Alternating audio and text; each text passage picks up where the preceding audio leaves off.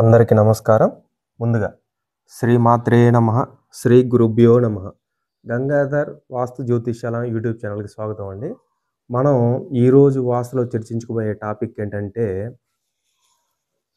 శుద్ధ ప్రాచి, ఐంద్రి ప్రాచి, ఐసీ ప్రాచి, బ్రాహ్మీ ప్రాచి, ఈశాన్య ప్రాచి అంటే ఏంటో ఈరోజు మనం ఈ వీడియోలో తెలుసుకుందామండి. కొంతమంది అంటే మనకి ఫోన్ చేసి, సార్ ఈ వర్డ్స్కి అర్థం ఏంటి, అంటే మనం ఎలా పాటించాలి వీటిని అని చెప్పేసి కొంతమంది అడుగుతున్నారు. వాళ్ళ కోసమే ఈ వీడియో చేస్తున్నామండి. మనం తెలుసుకుందాం ఈరోజు టాపిక్లో వీటి గురించి. మొత్తం మనకి వీటి గురించి శాస్త్రంలో ఏం చెప్పారు అనే విషయమే మనం ఈరోజు తెలుసుకుందామండి. చూడండి, ముందుగా అంటే ఇప్పుడు ఇక్కడ చూస్తే ఇది మన స్థలం అనుకోండి. అంటే మనకి ఈ రోజులలో ఎక్విప్మెంట్స్, కాంపాసు ఇవన్నీ వచ్చాయి.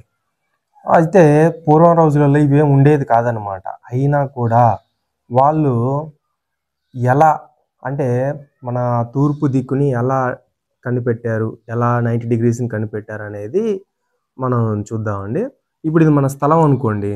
ఈ స్థలంలో ఈ సెంటర్ పాయింట్ తీసుకుంటే మనకి స్థలానికి సెంటర్ పాయింట్ వస్తుంది. అంటే స్థలాన్ని కూడా క్రాసులు లేకుండా చతురస్రాకారంగా తీసుకొని ఒక సెంటర్ పాయింట్ని తీసుకొని ఈ సెంటర్ పాయింట్ నుంచి అంటే శంకు అంటే మన శంకుస్థాపన చేసే శంకు లాంటిది. అది కూడా ఒక 3 feet అంటే ఒక 3 feet హైట్ ఉంటుంది. ఈ 3 feet హైట్ ఉన్న శంకుని ఇక్కడ సెంటర్ పాయింట్లో పెట్టి సూర్యుని ద్వారా అంటే సూర్యకిరణాలు అంటే రెండో జామున అంటే ఒక 9 ఉదయం మార్నింగ్ ఒక 9 ఆ టైంకి ఈ సెంటర్లో పెడితే ఈ శంకుస్థాపన సూర్యకిరణాలు దీని మీద పడి దీని నీడ ఇలా ముందుకు పడిద్ది కదా. అలా పడ్డప్పుడు ఉదయం పూట ఏంటి, ఇటు పడమర వైపు దిక్కుని గుర్తించి అక్కడ ఒక పాయింట్ పెట్టుకునేవాళ్ళు. తర్వాత అదే శంకుని ఈవినింగ్ టైంలో అంటే ఈవినింగ్ 4 ఆ టైంలో మళ్ళీ ఇటు అస్తమించే టైంలో ఇటు తూర్పు వైపు నీడబడిద్ది కాబట్టి అట్లా ఈ శంకు ఛాయ అంటే ఆ ఛాయ స్ట్రైట్గా అట్లా పడేదన్నమాట. అట్లా పడడం ద్వారా ఆ పడ్డదాన్ని ఒక బిందువు పెట్టుకునేవాళ్ళు ఇట్లా. ఇప్పుడు ఈ శంకు ఛాయ ఈవినింగ్ టైంలో ఇట్లా స్ట్రైట్గా ఇలా పడితే ఇక్కడ ఒక బిందువు పెట్టుకునేవాళ్ళు. ఈ బిందువుని ఇట్లా తూర్పు దిక్కుని వాళ్ళు గుర్తించేవాళ్ళు అనమాట. తూర్పు దిక్కుని గుర్తించి అక్కడ ఒక బిందువు పెట్టుకునేవాళ్ళు. ఆ బిందువునే వీళ్ళు బ్రాహ్మీ ప్రాచి అనేవాళ్ళు. అంటే ఈ బ్రహ్మ ప్రాచి అంటే ఈ టోటల్గా ఈ దిక్కును సాధించడం అనేది శుద్ధ ప్రాచి. అంటే చేసే ఈ ప్రయత్నం మొత్తాన్ని కూడా శుద్ధ ప్రాచి. ఈ శుద్ధ ప్రాచి ఈ తూర్పు దిక్కును సాధించడానికి శుద్ధ ప్రాచి అనేవాళ్ళు. అయితే ఈ తూర్పు దిక్కుకు ఇక్కడ పాయింట్ పెట్టుకునేవాళ్ళు కదా, ఆ పాయింట్నే వీళ్ళు దానికి ఇంకో పేరు బ్రహ్మ ప్రాచి అని పెట్టేవాళ్ళు. అయితే ఇప్పుడు ఈ పాయింట్ నుంచి కొంచెం అంటే ఇటు దక్షిణం వైపుకి జరిపితే దాన్ని ఐంద్రి ప్రాచి అనేవాళ్ళు. అట్లాగే ఈ పాయింట్ నుంచి అంటే ఈ తూర్పు పాయింట్ నుంచి కొంచెం ఇటు ఉత్తర దిశ, ఇటువంటి ఉత్తర దిశ కదా, ఈ ఉత్తర దిశకి అలా కొంచెం జరిపితే ఎంత ఒక అంగుళం అట్లా జరిపితే దాన్ని ఐసీ ప్రాచి అనేవాళ్ళు. అయితే ఈ ఐసీ ప్రాచి అనేది మనకి దేవాలయాలకి ప్రశస్తం అని చెప్పేసి దేవాలయాలకి సెట్ చేసేవాళ్ళు అనమాట.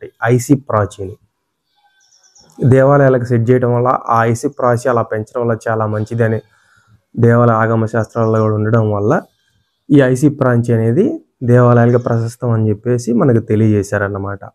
అయితే మనకి గృహాలకు కూడా ఏం చేసేవాళ్ళు, మనకి ఈశాన్యం తగ్గకుండా ఉండాలి అనేది మనకు ఒక నియమం కదా. అంటే మనకి శాస్త్రం కూడా అసలు ఏం చెప్పారు అంటే మాష మాత్రం తీశాన్యం పుత్ర దారాది లాభకృత్ అన్నారు.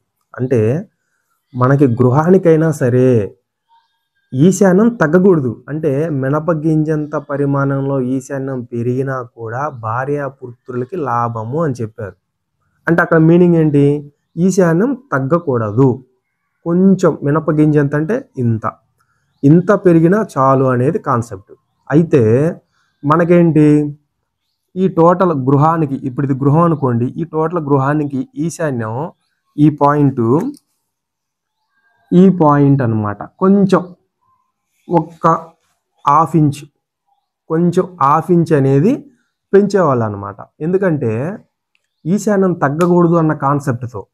ఇప్పుడు గోడలు కట్టారు, ప్లాస్టింగ్ చేసేటప్పుడు కానీ ఇంత కొంచెం ఒక దారం మందం హెచ్చు తగ్గులు లోపలికి బయటికి అట్లా వచ్చినా కూడా ఈ ఒక హాఫ్ ఇంచ్ పెరగటం వల్ల ఈశాన్యం అనేది మనకి తగ్గకుండా ఉంటుంది. అలా ఉద్దేశంతో ఆ కొంచెం ఈశాన్యం పెంచడాన్ని ఈశాన్య ప్రాచి అన్నారు. అప్పుడేంటి, ఇప్పుడు బేల్దారి మేస్తులు ఉన్నారు. ఈ రోజుల్లో అయితే కనీసం ఒక కట్టుబడి కట్టి ప్లాస్టింగ్ చేయడం వస్తే చాలు, అందరు టాపీ పట్టుకొని నేను మేస్తాను అని చెప్పేసి అందరూ మేస్తులు అయిపోయారు. కనీసం ఒక ప్లాన్ ఇచ్చామంటే మనం ఆ ప్లాన్లో మనం చెప్పే కొలతలు తీయాలంటే ఒక సీనియర్ మేస్త్రి అయితేనే తీయగలడు. కానీ ఈ రోజులలో కుర్రోళ్ళు ఎలా ఉన్నారంటే కొంచెం పని వస్తే చాలు నేను మేస్త్రినే అనే టైప్లో అందరూ ఉన్నారు. కాబట్టి ఇట్లాంటి కొలతలు అట్లా కట్టుబడి కట్టి ప్లాస్టింగ్ చేసేటప్పుడు కొంచెం కూడా మనకి ఈశాన్యం తగ్గకూడదనే ఉద్దేశంతో ఒక హాఫ్ ఇంచ్ మందం, ఏది ఈ గృహం మొత్తానికి హాఫ్ ఇంచ్ మందం ఈశాన్యం పెంచుకోవడం వల్ల మనకి ఈ ప్లాస్టింగ్ ఇతరితర వర్క్ చేసే టైంలో వీళ్ళు ఎగ్జాక్ట్గా ప్లాస్టింగ్ చేయాలంటే చాలా కష్టం. దారానికి వేసి తూకానికి వేసి ప్లాస్టింగ్ చేయాలంటే ఈ రోజులలో చాలా కష్టం. కాబట్టి మనం గృహం మొత్తానికి కలిపి కూడా అంత, అంటే మినిమం ఒక హాఫ్ ఇంచు లేదంటే ఇంకొక అంగుళం అంతవరకు మనం ఈశాన్యం పెంచుకోవచ్చు. కానీ ఈ రోజులలో కొంతమంది ఏం చేస్తున్నారంటే ఇక్కడ ఎన్ని గదులు వేసినా, అంటే ఫర్ ఎగ్జాంపుల్ ఇప్పుడు ఒక బెడ్రూమ్ ఈ మూల నైరుతిలో ఒక బెడ్రూమ్ వేసినా, లేకపోతే ఇటు చిల్డ్రన్ బెడ్రూమ్ ఇటు వేసినా, ఇటు ఒక వంట గది కట్టినా, ఇక్కడ ఒక దేవుడి గది ఇట్లా వేసుకున్నా కూడా వీళ్ళు చాలామంది ఏంటంటే గది గదికి ఈశాన్యం పెంచుతున్నారు. ఈ గదులన్నీ ఈ గదులు వీటన్నిటిని కలిపే గృహం అంటాం. మనకి ఏం చెప్తున్నారు, గృహం మొత్తం మీద ఈశాన్యం అనేది తగ్గకూడదు. ఈ లోపల గదులు కూడా ఎగ్జాక్ట్ కొలతలు కరెక్ట్గా కట్టుకోవాలి. మేసులు అలా కట్టగలగాలి. అలా కట్టలేనప్పుడు వాళ్ళు మేసులు ఎలా అవుతారండి? ప్లాస్టింగ్ చేసినా వాళ్ళు నీట్గా దారానికి వేసుకోవాలి, బద్దగా చేయాలి. వాళ్ళు తూకం వాడతారు, ఆ తూకానికి వేసుకొని ప్లాస్టింగ్లన్నీ నీట్గా చేసుకోవాలి. అలా చేస్తేనే మేస్త్రి అంటారు. ఒకవైపు గోడకు ఒక అంగుళం పెంచి, ఒకవైపు గోడకు 30గా, ఇంకోవైపు గోడకు ఒక 25 మంది అరంగుళం మంది అట్లా ప్లాస్టింగ్ చేసుకుంటూ వెళ్ళిపోతే అది వచ్చిరాని పనితనం అంటారు. కాబట్టి ఇలా గదులకి పెంచాల్సిన అవసరం లేదు. ఈ గదులు అనేది మనం తీసుకున్న కొలతలు ఎగ్జాక్ట్ ఫాలో అయిపోతే చాలు. మనకు సీనియర్ మోస్ట్ మేస్త్రులు అయితే వాళ్ళు ఎగ్జాక్ట్ ఫాలో అవుతారు. వాళ్ళు ప్లాస్టింగ్ చేసినా కూడా అదే నీట్గా చేస్తారు. వాళ్ళు నీట్గా మనం చెప్పాలి ముందుగానే, మేస్త్రి గారు మాకు ఇది నీట్గా చేయాలి, ఎగ్జాక్ట్ కొలతలు తీసుకురావాలంటే వాళ్ళు తీసుకొస్తారు. సీనియర్ మేస్త్రులు ఉన్నారు. వీళ్ళు ఏంటంటే ఈ మధ్య లేటెస్ట్గా కొంతమంది మేస్త్రులు అవుతారు, కుర్రపిల్లలు, యంగ్స్టర్స్. వీళ్ళు ఏంటంటే వీళ్ళకి కట్టుబడి ప్లాస్టింగ్ చేయడం వస్తే నేను మేస్త్రిని వెళ్ళిపోతూ ఉంటారు టాపీ పట్టుకొని. కానీ కొలతలు మొత్తం తెలియగలగాలి, మనం ఇచ్చిన కొలతలు తీయగలగాలి, అప్పుడే కదా. అది చాలా కష్టం అన్నమాట. కాబట్టి ఇట్లా గదికి కాకుండా గృహం మొత్తానికి ఈశాన్యం కొంచెం పెరిగినా చాలు, ఈశాన్యం అనేది తగ్గకూడదు. ఇదన్నమాట. దీన్నే ఈ దిక్కుని, తూర్పు దిక్కుని సాధించే విధానాన్నే శుద్ధ ప్రాచి అంటారు. మనకి ఈ రోజుల్లో కంపాసులు వచ్చేసింది.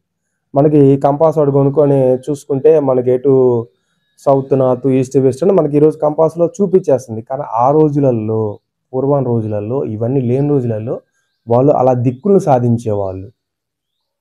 కాబట్టి దీన్నే శుద్ధ ప్రాచి అనేవాళ్ళు. ఈ తూర్పు దిక్కు సాధించి ఇక్కడ పెట్టిన ఈ పాయింట్ని బ్రహ్మప్రాచి అనేవాళ్ళు అన్నమాట. ఇలా ఈ బ్రహ్మప్రాచికి కొంచెం ఇటు దక్షిణం వైపు కొంచెం ఇటు జరిపితే ఎంత, కొంచెం జరిపితే దాన్ని ఐంద్రి ప్రాచి అనేవాళ్ళు. ఇదే పాయింట్ నుంచి కొంచెం అటు జరిపితే లైన్ని దాన్ని ఐసి ప్రాచి అనేవాళ్ళు. ఈ ఐసి ప్రాచి అనేది దేవాలయాలకి వాటికి ప్రశస్తం అని చెప్పారు. మన గృహాలకి శుద్ధ ప్రాచీని, బ్రహ్మ ప్రాచీని ఎగ్జాక్ట్గా మనం తీసుకుంటే సరిపోతుందండి.